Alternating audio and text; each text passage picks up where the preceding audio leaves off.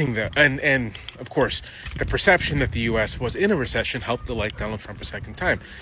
And so the irony is that the Trump administration and the Republicans in Congress are basically right now doing everything they can to push the economy into genuine recession.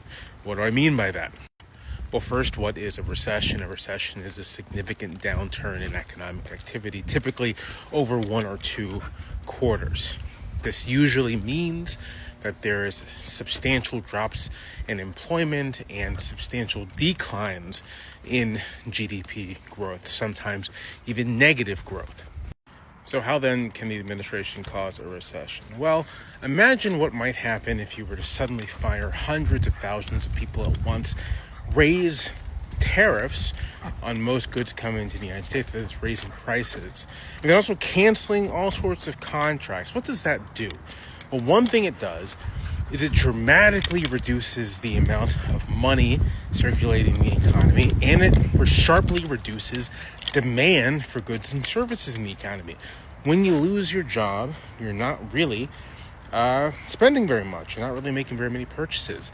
If you have a contract canceled in your private business, well, that's money you can't then spend on getting the supplies and materials and employees you might need to fulfill the contract, and so on and so forth. And then you have to consider the ripple effects. Let's say you fire an office of a couple hundred people. Let's say they work for the Social Security Administration in a mid-sized city, 70, 80,000 people. It doesn't just affect the people who are fired, though it affects them too. It means they have to pare back on spending, on economic activity. Any restaurants that serve that office, any convenience stores, any office supply shops, anything in the vicinity that office used now also has to pare back because they have fewer sales. They may have to not hire people or even let go people. They may have to reduce their orders, which ripples to their suppliers, and so on and so forth. And when you have enough of this happening, you get a recessionary spiral, and you get a recession. Now, some sort of mild downturn was already probably locked in with the initial round of firings, layoffs, and tariffs. But according to the president, next month, in addition to 25% tariffs being placed on goods from Mexico and Canada, and an additional 10% tariff being placed on goods from China, they want to fire 800,000 federal workers, which would just cripple the federal government outright, just make it completely debilitated.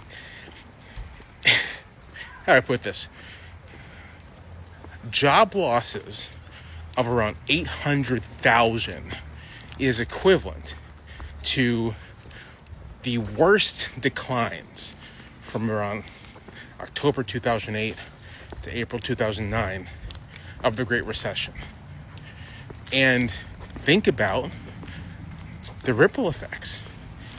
Firing 800,000 workers might end up resulting in an overall employment decline of 950,000, 1,000,000 people in a single stretch of time, maybe a month, maybe 2 months. That's a recession, baby. That is a recession. That is a downturn. That makes it more likely that you lose your job. All sorts of things. So yeah, the administration's going to tank the economy.